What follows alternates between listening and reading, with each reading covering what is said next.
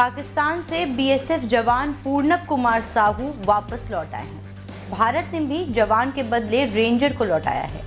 जवान पीके साहू को पाकिस्तान ने भारत को सौंप दिया। वो अटारी बॉर्डर से लौटे हैं।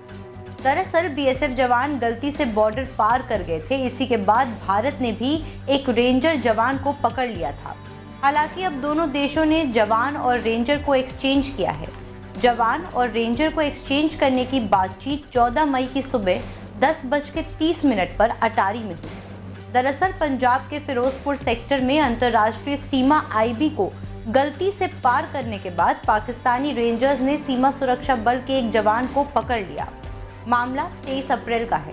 जवान की पहचान 182वीं बीएसएफ बटालियन के कांस्टेबल पूर्णम साव के रूप में हुई थी। वो भारत पाकिस्तान सीमा के पास खेत के पास ड्यूटी कर थे। नियमित गतिविधि के दौरान वो अनजाने में भारतीय सीमा की बाड़ को पार कर पाकिस्तानी क्षेत्र में चले गए थे, जहां उन्हें पाकिस्तान रेंजर्स ने हिरासत में ले लिया था। ये घटना तब हुई जब बीएसएफ जवान पूर्णव साव फसल कटाई के दौरान भारतीय किसानों पर नजर रख रहे थे। बीएसएफ किसानों की सुरक्षा भी करती है, लिहाजा तेज गर्मी के मौसम में जवान ने जब पेड़ की छांव में खड़े होने का प्रयास किया तो पाकिस्तानी रेंजर्स ने उसे हिरासत में ले लिया। उनकी सर्विस राइफल भी जब्त कर ली गई। वो कुछ समय पहले ही इस क्षेत्र में तैनात हुए। पूर्णम मूल रूप से पश्चिम बंगाल के रिसड़ा के रहने वाले हैं। कुछ दिन पहले सैनिक की पत्नी रजनी ने पति की रिहाई को लेकर मुख्यमंत्री ममता बनर्जी से भी मुलाकात की थी। रजनी ने चंडीगढ़ पहुंचकर बीएसएफ अधिकारियों से मुलाकात भी की थी। पीके साहू के माता पिता ने भी केंद्र सरकार से अपील की थी कि उनके बेटे की सुरक्षित वापसी के लिए हर संभव प्रयास किए जाएं। उनकी मां ने कहा था कि हर पल चिंता में बीत रहा है। हम सरकार और बीएसएफ से बस यही चाहते हैं कि हमारा बेटा सही सलामत लौट आए। अब जब ऑपरेशन सिंदूर के बाद हालात कुछ सामान्य हो रहे हैं और दोनों देशों के सैन्य अधिकारी बातचीत की टेबल पर लौटते दिख रहे हैं, जिस बीच बीएसएफ जवान पूर्णम कुमार को रिहा कर दिया गया। गलती से पाकिस्तानी सीमा में प्रवेश करने वाले बीएसएफ जवान की रिहाई के लिए कई बार फ्लैग मीटिंग कॉल की गई, मगर पाकिस्तानी रेंजर्स की तरफ से कोई ठोस रिस्पॉन्स नहीं मिल रहा था।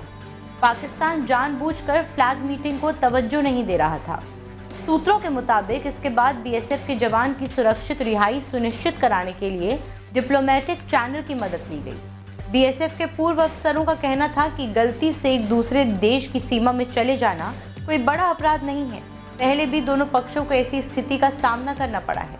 कई बार तो कुछ घंटे बाद ही वो भी एक ही फ्लैग मीटिंग में मामला निपट गया है।